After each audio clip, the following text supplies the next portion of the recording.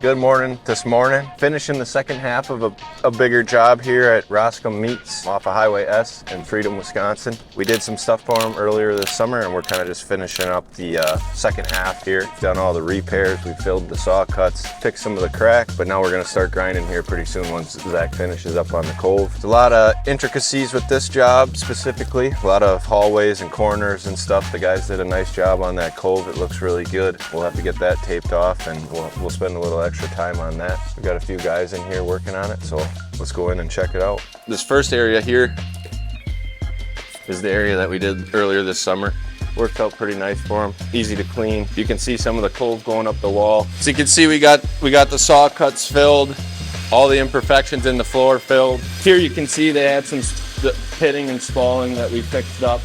Now this is just rough, obviously. We have to grind over this and it'll all be smooth again. They trim meat in here so there's nothing getting caught up in the saw cuts and they can clean it a lot easier. Especially when we go up the wall like that, it makes it really nice. So we're just torching the concrete off here real quick.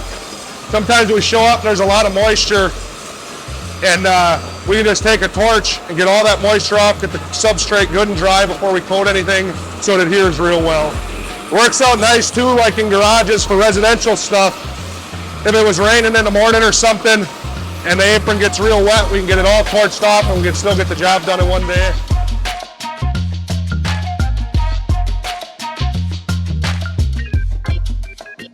I'm going to start big grinding with the CPS here. He's going around and hand grinding the edges. That's opening the pores of the concrete in there, a bunch of scratches. And these are 30-40 diamonds. They're little magnetic pucks that click on there. There's 9 of them.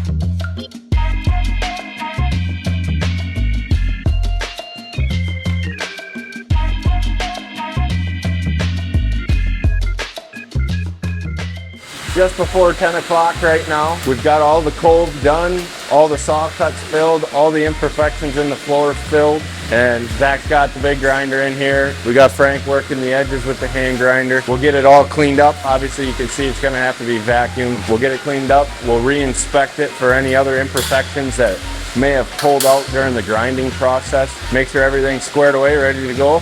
And then we'll start putting the polyurea and the flake down. We've got all of our chalk lines snapped, ready to go for the cove. So once we're done grinding, let's clean up and start coating.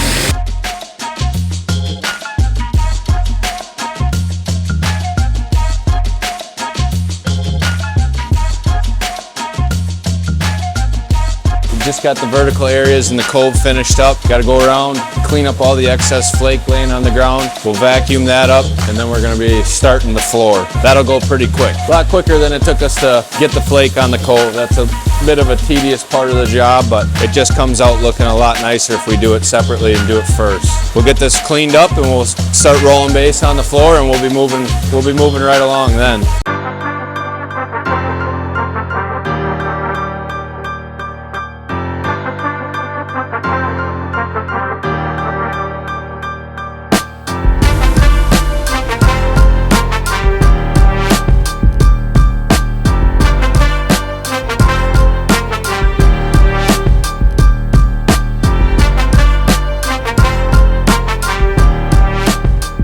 The guys are cutting in the edges and then we roll the rest. We try to get flake on top of that base coat that's been sitting longer, which is the stuff that they cut in. They only cut in as far as one mix of base coat will go. And yeah, then I work to flake the outside edges first just to get make sure that flake gets on there before that base starts getting too tacky. And then I come back and I work my way through the rest of the floor.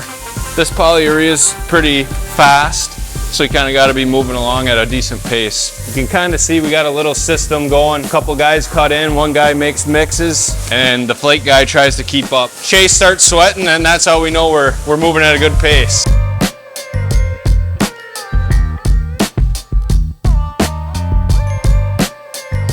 So we'll leave this sit overnight, let the polyurea get good and hard, come back tomorrow morning, scrape this flake, collect it up, clean up all the edges, and then we'll start the polyaspartic top coat. Then these guys will be good to use this floor probably about 12 hours after we finish.